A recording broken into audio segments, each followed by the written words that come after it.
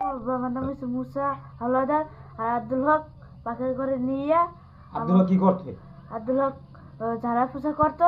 করার পর আব্দুল হক পাখির ঘরে নিয়ে আমার ঘরে ঢুকাই দিত। এবারে কি ঢুকাইত? সোনা ঢুকাই দিত। এরপরে আমাকে আমার সাথে আছে বলে বজ্জিন, আমার ছোট বোনের সাথে আছে বলে পেতনি।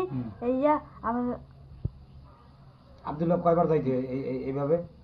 5-6 দিন। 6 দিন। হ্যাঁ, বলো।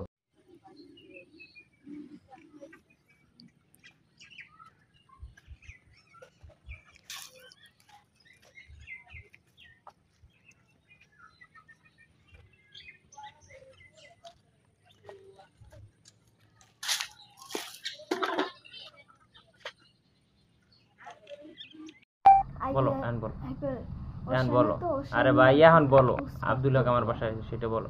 আব্দুল হক আমাকে বাসায় ছিল, আইছিল, হেপে ওসে নিয়ে যার পুষ করতো, হেপে ওসে নিয়ে যার পড়তো, হেপে ল্যাংডা করিয়া হেপে মলন আছে না, মলন দিয়ে যা মতন ঘুরাইয়া জামা উস্কুইয়া হেপে তার উপর শুইতো, শুয়ে সোনা ঢুকাই দিত, দুধ দিয়ে চাপ মারতো। হেপে কি করতো এগুলো? কি করতো আব্দুল হক? আব্দুল হক যার পুষ করতো। তুমি কি তোমার দাদা, আপনার নাম কি? আসলে এই যে আব্দুল হক এবং ওই যে একটা মেয়েরে যে দর্শন করছে, বা এই বিষয়ে আপনি কি জানেন একটু বলেন।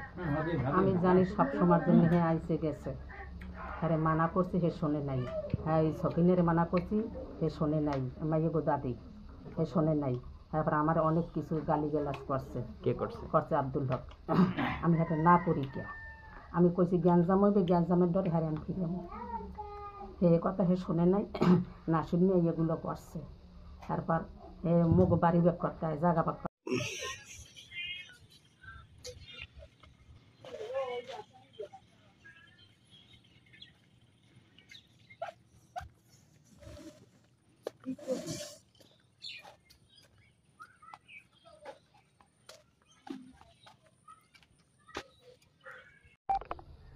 আমার নাম বেগম, স্বামীর নাম মুসা হাওলাদার। আর আব্দুল হক আমার মামা হল। আমার ঘরে আমার স্বামীর সাথে আমার শাশুড়ির থেকে ওই আব্দুল হকের লাগে খাতির ছিল। সে নিত ঘরে আমার ঘরতে আইতো, আইয়া পীর হাজে পরে আমার মাইয়েরে যারা পোষা করতো। কইতো কি যে একটা মাইয়ের লেগেছে বজ্জিন, আরেকজনের লেগেছে পেটনি, এই কইয়া যারা পোষা দিত। রাইতে রাইতে রাত 10টা বাজে আইতো, ঘরে আইয়া নিত লইয়ে যাইতো রাস্তায়, হ্যাঁ গো বাড়তে লই যাইতো। পরে আমি বাধা দিছি,